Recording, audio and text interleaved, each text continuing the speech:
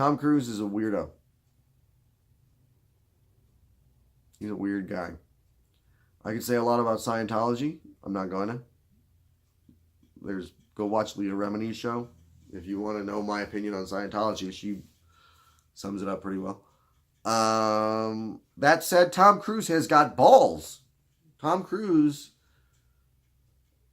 you can't really say Tom Cruise is an amazing actor anymore, because what was the last movie he was really acting in? What was the last, Magnolia? God, do you really have to reach back that far to find like a Tom Cruise movie where shit didn't blow up? God, I feel like you do. Maybe Vanilla Sky? But Tom Cruise is fearless. Whether it's like that, the way that he just... You ever watch that moment in Magnolia towards the end where he's just sobbing? That is an actor going for broke. If you watch his performance in Tropic Thunder, it is one of the funniest performances in cinema history. And then there is the action movies. And in particular, the Mission Impossible movies. I have here all 6 Mission Impossible movies.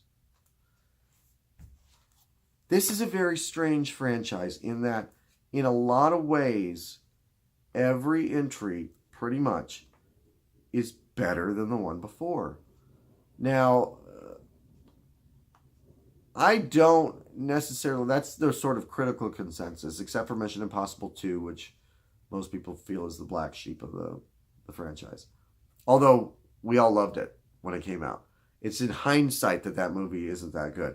But we all did think, oh man, that's so cool. Look at him riding the motorcycle in the leather jacket. We all thought that was cool back in the day. My feeling about it is really that I think it I liked Ghost Protocol the best. I thought that was... And here's why. Here's the reason why. And it's the only reason why. I go by the big stunt. What is the big stunt in these movies? The big stunt in Ghost Protocol, the climbing the building and everything. That had me going, oh, shit, look at that. The big stunt in Rogue Nation, the holding on to the plane. That had me going, look at this crazy motherfucker holding on to the side of a plane. That is amazing. Don't see The Rock doing that. That's not CGI. That's Tom Cruise hanging onto the side of a plane as it takes off.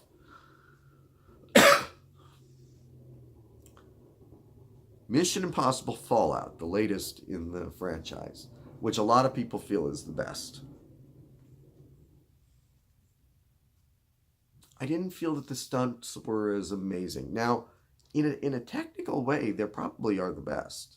Like the jump that he makes, I forget what it's called, the kind of jump that he makes, the high altitude jump that he makes. It's amazing that he did that. It's very cool to watch. Part of the reason I think that doesn't hold up for me is that there's a lot of CGI in that.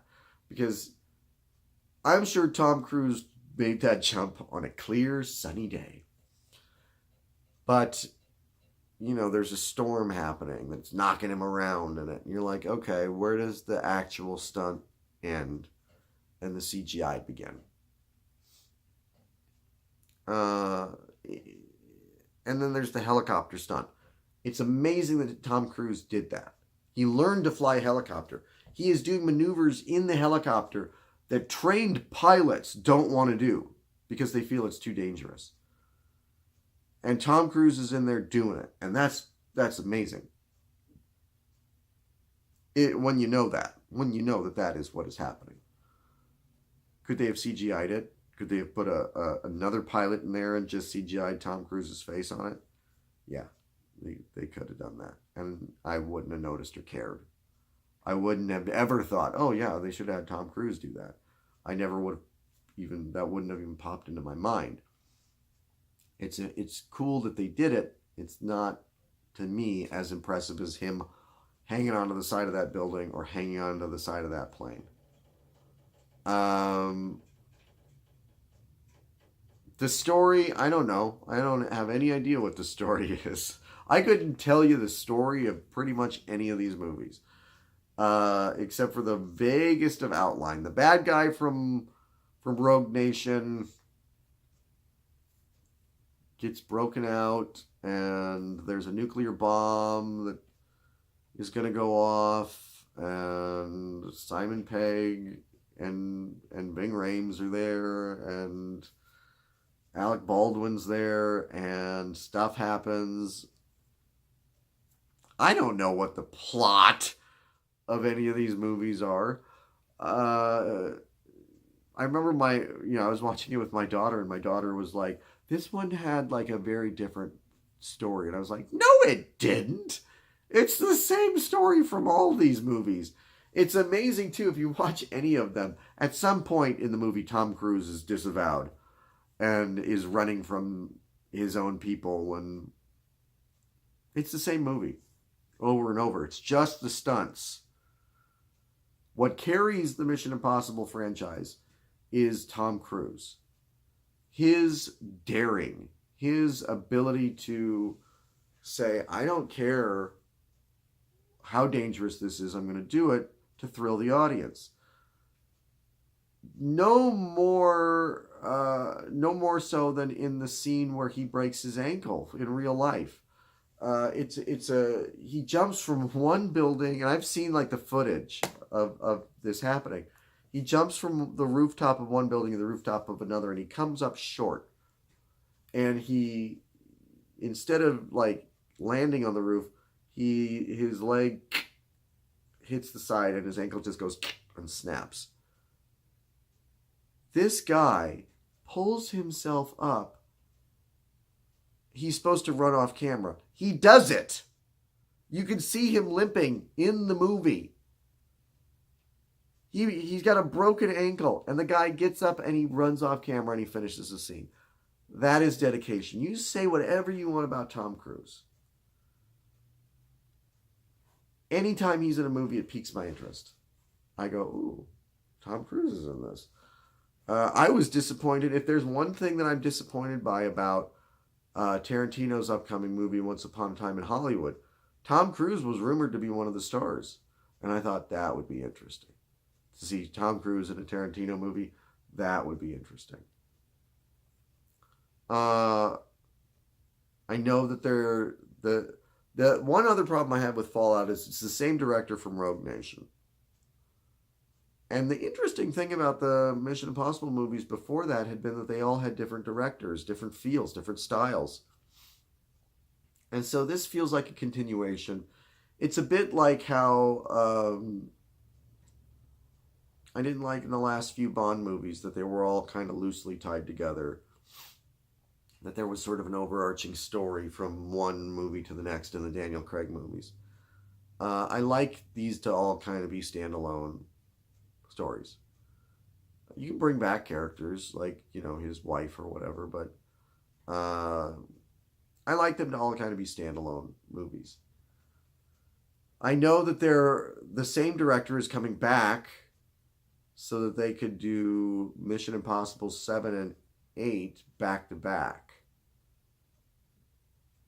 And Tom Cruise is pushing 60. It's time to go back to like movies. I know you can say, well, Stallone's 80 and he's doing Rambo 5, and I'm looking forward to that. I think that's different because Stallone acknowledges how old he is in the movies. Stallone's not playing, and he could. Stallone could play 50. He still could. But he's not trying to. He's playing an old man. Tom Cruise, I think, is trying to play 33. Tom Cruise wants you to believe that he is younger than I am. But when you watch Fallout, it's starting to show in the face. And not saying that he couldn't do it, but it might be time to slow down. It might be time to challenge yourself again. Do a Rain Man. Do a Jerry Maguire. Do something like that. He hasn't done something like that in a long time. Mission Impossible Fallout, I would give 3 out of 5 stars to. It's a solid action movie. I don't think it's the masterpiece that the critics thought it was. I don't even think it's the best out of the franchise like the critics thought it was. It's a solid action movie. I would highly recommend it. Just to watch Tom Cruise be fucking insane.